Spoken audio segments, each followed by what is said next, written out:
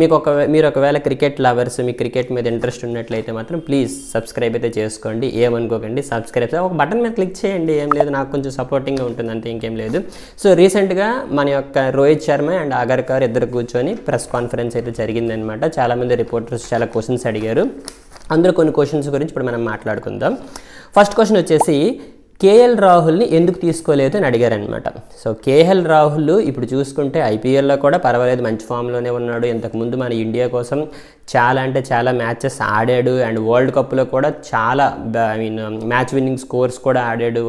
కీపర్గా పనికొస్తాడు, అన్నింటిలో కూడా బాగా పనికొస్తాడు. సో దానికి వాళ్ళు ఇచ్చినటువంటి ఆన్సర్ ఏంటి అనుకోనంటే, ముఖ్యంగా అగర్కర్ చెప్పింది ఏంటి అనుకోనంటే, మనకి మిడిల్ ఆర్డర్ బ్యాట్స్మెన్ని మేము ఇప్పుడు చూసుకుంటున్నాము, T20లో మిడిల్ ఆర్డర్ బ్యాట్స్మెన్ మనకు కావాలి, కానీ రాహుల్ వచ్చేసి ఓపెనర్ కింద మనకి బాగా పనికొస్తాడు అని చెప్తున్నారు అన్నమాట. ఇందులో ఎంతవరకు నిజం ఉన్నదో నాకైతే నిజంగా అర్థం కాలేదు. ఎందుకోసం అనుకోనంటే, మీరు బాగా గమనిస్తే ఎవరికైనా ఇప్పుడు చూడండి, ఓపెనర్స్లో ఎవరికైనా ఇంజురీ అయ్యింది అనుకోండి, సడన్గా మన యొక్క రాహుల్ గుర్తొస్తాడు. వికెట్ కీపర్కి ఏదైనా అయ్యిందనుకోండి, మళ్ళీ రాహుల్ గుర్తొస్తాడు. మనకి ఎండింగ్లో బ్యాట్స్మెన్ దొరకట్లేదు అనుకోండి, మళ్ళీ రాహుల్ని పంపిస్తారు. యాక్చువల్గా రాహుల్ని మీరు ఎక్కడ పంపించినా కూడా ఆడగలిగేటువంటి సత్తా ఉన్నటువంటి ప్లేయర్ మన యొక్క కేఎల్ రాహుల్ అనమాట. కానీ రాహుల్ మీద ఇటువంటి కామెంట్స్ అయితే చేశారు. బట్ ఏం చేయలేం, మరి వాళ్ళు చెప్పింది నేను చెప్తున్నాను అనమాట. సో వాళ్ళు చెప్పింది ఏంటంటే, మిడిల్ ఆర్డర్లో ఒక బ్యాట్స్మెన్ మేము చూస్తున్నాం కాబట్టి రాహుల్ని మేము తీసుకోలేదు అని చెప్పారనమాట. అట్లీస్ట్ రిజర్వ్డ్ ప్లేయర్లో కూడా పెట్టలేదు, అయిపోయింది.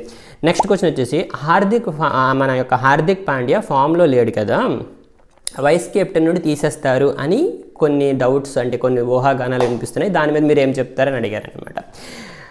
అగర్కర్ ఏమన్నాడు అనుకోనంటే, అసలు అటువంటి టాపిక్కే రాలేదు, వైస్ కెప్టెన్గా హార్దిక్ పాండ్యానే ఉంటాడు, ఇంకెవరితో రీప్లేస్ చేయడం జరగదు. మరి ఫామ్లో లేరంటున్నారు కదా అనుకోనంటే, హార్దిక్ పాండ్యా చాలా నెలల తరువాత మళ్ళీ ఆడుతున్నాడు, చాలా లాంగ్ గ్యాప్ తర్వాత మళ్ళీ ఆడుతున్నాడు. అండ్ ఇప్పుడు చూసుకుంటే ముంబై తరపున అన్ని మ్యాచెస్ ఆడాడు, అంటే ఫిట్గా ఉన్నాడు, ఇలానే చెప్పారనమాట, ఫిట్గా ఉన్నారు. యాక్చువల్గా అడిగిన క్వశ్చన్కి అతను ఇచ్చినటువంటి ఆన్సర్కి కూడా చాలా అంటే అంత ఇదే అనిపించలేదు అనమాట.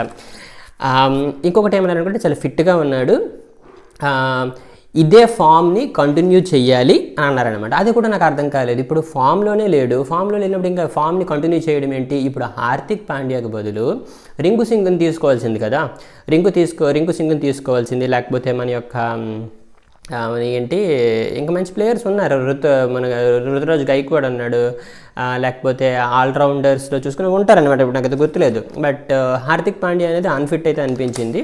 ఇంకొకటి ఏంటంటే అండ్ వైస్ కెప్టెన్గా ఉండాలంట. అండ్ ఇంకొకటి ఏమన్నారు అనుకోనంటే, ఇక్కడ ఏమంటారు, మన యొక్క కెప్టెన్ రోహిత్ శర్మకి బౌలింగ్ ఆప్షన్స్లో హార్దిక్ పాండ్యా బాగా ఉపయోగపడతాడు అని చెప్పారనమాట. మరి అలాంటప్పుడు శివం డూబే కూడా ఆల్రౌండర్ కదా, శివం డూబే కూడా తీసుకున్నారు కదా, సో శివం డూబే కూడా పనికొస్తాడు కదా. సో అటువంటిప్పుడు హార్దిక్ పాండ్యాకి బదులు రింకు సింగ్ ఫామ్లో ఉన్నాడు, అంటే కొన్ని మ్యాచెస్ యాక్చువల్ ఛాన్స్ రాలేదు ఐపీఎల్లో, but still he's in the form, he's doing his best to the country, మన ఇండియా కోసం చేస్తున్నాడు కాబట్టి వై నాట్ రింకు సింగ్ అని అనిపించింది అనమాట. అండ్ రింకు సింగ్ని రిజర్వ్డ్లో పెట్టారు ఎందుకోసం అనుకోనంటే, దీనికి వాళ్ళు కూడా కొంచెం బాధపడినట్టే అనిపించింది అనమాట. They said that it is tough call for them అనమాట. సో ఇది కొంచెం వాళ్ళకు కూడా టఫ్ అని అనిపించిందంట. కాకపోతే ఏంటి అనుకోనంటే, they are looking for someone who can bowl as well అనమాట. సో ఆ పాయింట్ ఆఫ్ వ్యూలో ఎవరైతే బౌలింగ్ కూడా చేస్తారో ఆ పాయింట్ ఆఫ్ వ్యూలో మన యొక్క రింకు సింగ్ని రిజర్వ్డ్లో పెట్టారని చెప్పారనమాట. సో దాని ప్రకారం చూసుకుంటే అక్షర్ పటేల్ వచ్చేసి మనకి బౌలింగ్ అండ్ బ్యాటింగ్ చేస్తాడు. సో బౌలింగ్ ఆల్రౌండర్ కాబట్టి అక్షర్ పటేల్ని అక్కడ తీసుకోవడం జరిగింది. అండ్ దాంతోపాటు కూడా గిల్ నేమ్ కూడా మెన్షన్ చేశారనమాట. It was an unfortunate call for Gill and మన యొక్క రింకు సింగ్ అనమాట. నెక్స్ట్ ఇప్పుడు ఒక అతను క్వశ్చన్ అడిగేమనుకోనంటే, మనం 4 స్పిన్నర్స్ అండ్ 3 సేమర్స్తో వెళ్తున్నామా, మనం వెస్టిండీస్లో అండ్ అమెరికాలో ఆడుతున్నాం కదా అనుకోనంటే, ఫస్ట్ రోహిత్ శర్మ ఏమన్నాడు అనుకోనంటే, ఇటువంటి క్వశ్చన్స్కి మనం ఆన్సర్ చేస్తే వేరే కంట్రీ కెప్టెన్స్ కూడా వింటుంటారు కదా, సో ఇప్పుడు ఇది ఆన్సర్ చేయకూడదు అని చెప్పారు. కానీ అట్ ద సేమ్ టైం దానికి కూడా ఆన్సర్ ఇచ్చారు ఏంటంటే, అవును మనం 4 స్పిన్నర్స్తో వెళ్తున్నాము. 4 స్పిన్నర్స్ ఎందుకోసం అనుకోనంటే, అక్కడ మ్యాచ్ స్టార్ట్ అయ్యే టైం వచ్చేసి మార్నింగ్ 10 అవుతుంది అనుకోనంట. సో మార్నింగ్ 10కి పిచ్ కండిషన్స్ వాటిని అన్నింటినీ చూసుకొని మనకి స్పిన్నర్స్ ఎక్కువ మంది ఉంటే బెటర్ అని మన యొక్క రోహిత్ శర్మ ఫీల్ అవుతున్నాడు. అండ్ అందులో ఏంటనుకోనంటే, 2 స్పిన్నర్స్ బౌలింగ్ ఆల్రౌండర్స్ అనమాట. ఇప్పుడు మన యొక్క అక్షర్ అండ్ జడేజా వచ్చేసి బౌలింగ్ అండ్ బ్యాటింగ్ 2 చేస్తారు. 2 ఫుల్ టైమ్ స్పిన్నర్స్ అనమాట. అంటే మన యొక్క కుల్దీప్ అండ్ చాహల్ వీళ్ళిద్దరు ఫుల్ టైమ్ అనమాట. బ్యాటింగ్ మరీ అంత ఎక్కువగా చేయరనమాట. కుల్దీప్ చేస్తాడు, బట్ మరీ అంత ఎక్కువగా చేయరు కదా. సో ఆ విధంగా 4 స్పిన్నర్స్ని అండ్ 3 సేమర్స్ని తీసుకుంటున్నామని చెప్పాడు అనమాట. That is also kind of a valid point అనమాట. రోహిత్ శర్మ ఇచ్చినటువంటి పాయింట్స్ అన్నీ కూడా, ఇచ్చినటువంటి ఆన్సర్స్ అన్నీ కూడా కొంచెం వ్యాలిడ్ అనిపించింది. బట్ అగార్కర్ గారు ఇచ్చింది కొంచెం ఇది అనిపించింది అనమాట. అండ్ ఇంకొకటి వెరీ ఫన్నీ క్వశ్చన్ అనిపించింది నాకు కూడా. రోహిత్ శర్మ కూడా ఈ క్వశ్చన్ అడిగిన తర్వాత కొంచెం నవ్వాడు అనమాట. అండ్ ఫేషియల్ ఎక్స్ప్రెషన్స్ కూడా చాలా మారాయి. ఒకళ్ళు అడిగారు, విరాట్ కోహ్లీ యొక్క స్ట్రైక్ రేటు అంత బాగోలేదు కదా, T20కి అవసరమా అని అడిగారు అనమాట. నాకు కూడా స్టన్నింగ్ అనిపించింది క్వశ్చన్.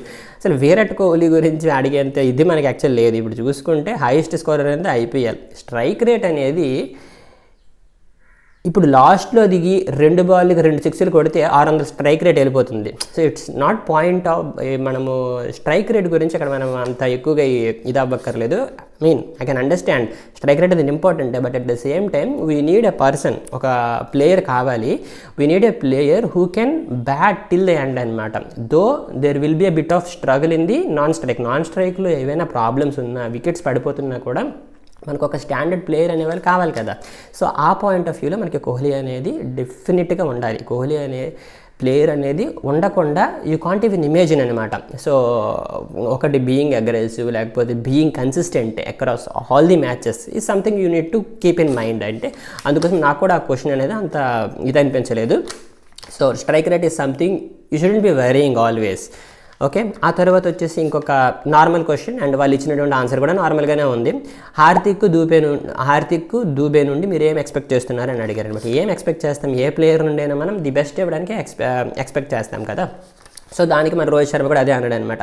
సో యాక్చువల్గా వీళ్ళిద్దరూ కూడా బ్యాటింగ్ ఆల్రౌండర్స్. సో బ్యాటింగ్ చేయాలి and at the same time ఒకవేళ మనకి బౌలింగ్ కావాలి అన్నప్పుడు వీళ్ళు బౌలింగ్ కూడా చేయాలి. అట్ ద సేమ్ టైం ఏం చెప్పారనుకోనంటే, శివం డూబేకి ఇప్పటి వరకు IPLలో ఒక్క ఓవర్ కూడా వేసేటువంటి ఛాన్స్ రాలేదు, కానీ శివం డూబే కూడా బౌలింగ్ బాగా చేస్తాడు.